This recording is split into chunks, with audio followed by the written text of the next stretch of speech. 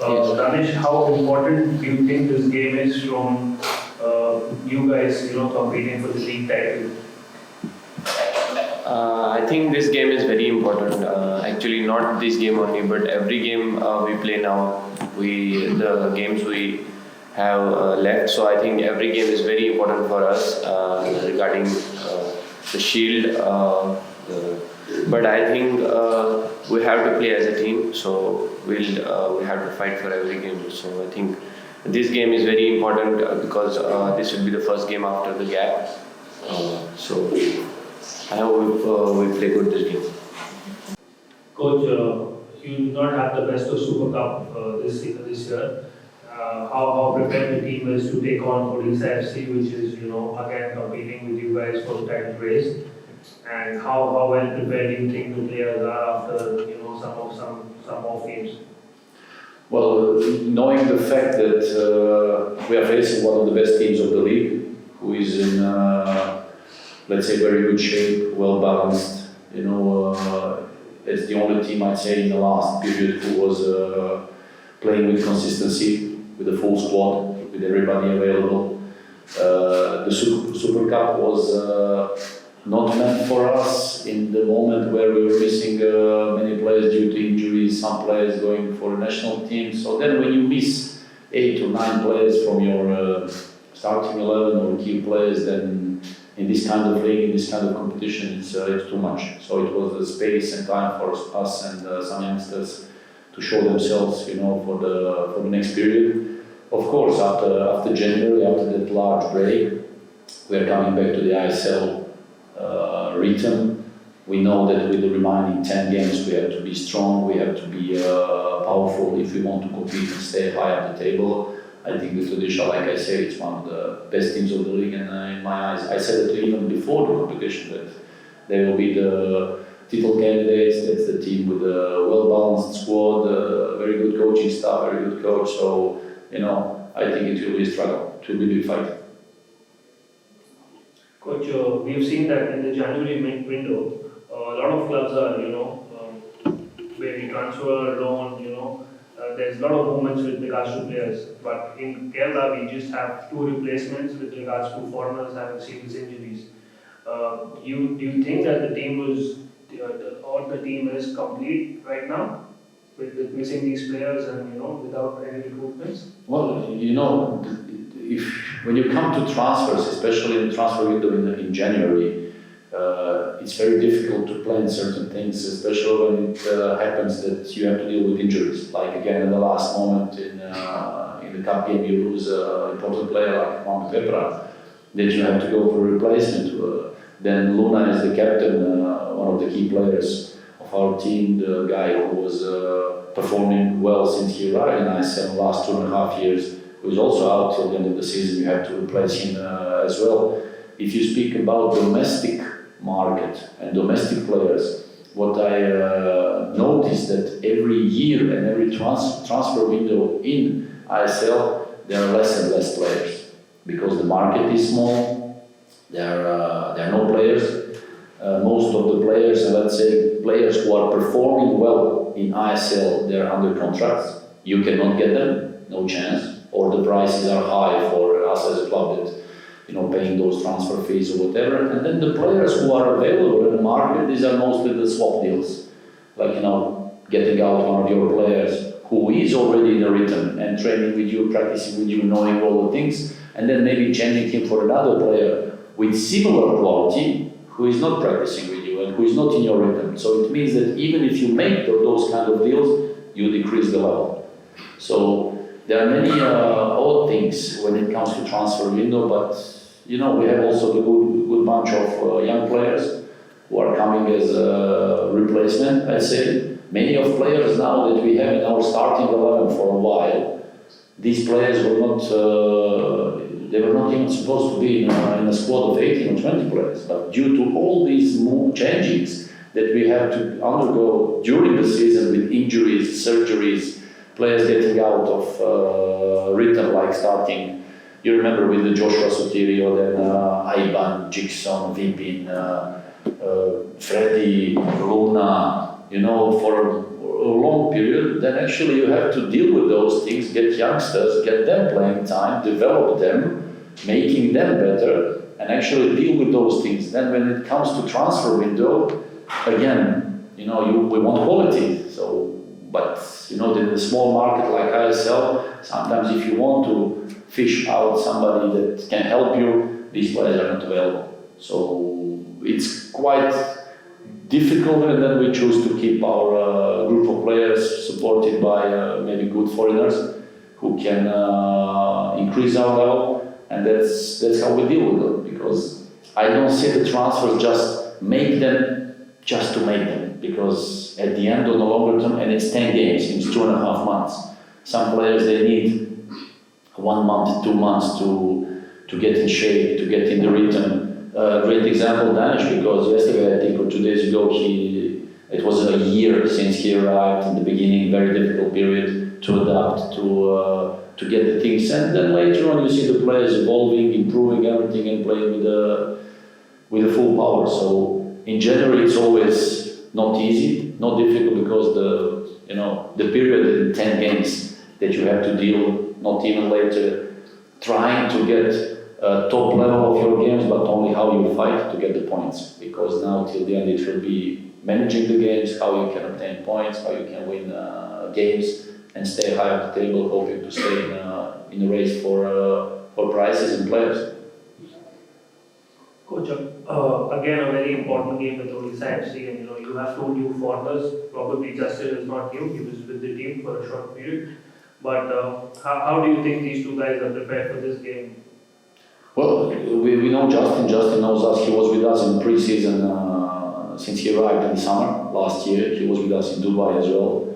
Then he went on loan in Gokulam to get some playing time. Now he's back because for us it was the easiest way to replace injured player like Kwame Pepra. He just arrived last week. Okay, getting the shape. We made some tests. We see that everything's alright with him. So how you manage to get them into the game, it's about the process now, how you implement him in your game. With Fedor, who arrived also last week, we signed him at the beginning of the transfer window. Then there were like issues with Indian embassy in Europe, holding the papers for 2 weeks. For us, every day was crucial, but he's a great professional, captain of one European national team. You cannot be the captain of one national team for a long time just like that. He has a quality, he has a great personality, great character, good mentality, hard-working football player. Played last games in December. Of course, like every European player coming to India, it's not easy because, imagine in his case now coming from -15 to +30. So it's kind of adapting to everything. But of course, every day he's becoming better more and more. And we'll see now next period he'll be getting playing times, and that's how it goes. Coach, we've seen in this season that you were following a very deep format of playing around 5 to 7 reserve team boys already in the first team. How important do you think this process is for you to follow, and also what is important for Indian football with regards to giving opportunities to players from a young team, reserve team, stepping up and playing for the first team?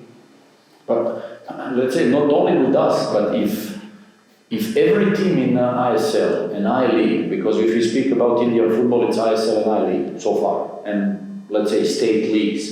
So if the teams, they don't continue producing these young players, in a short time, let's say from now on maybe 2 years, there will be no more players.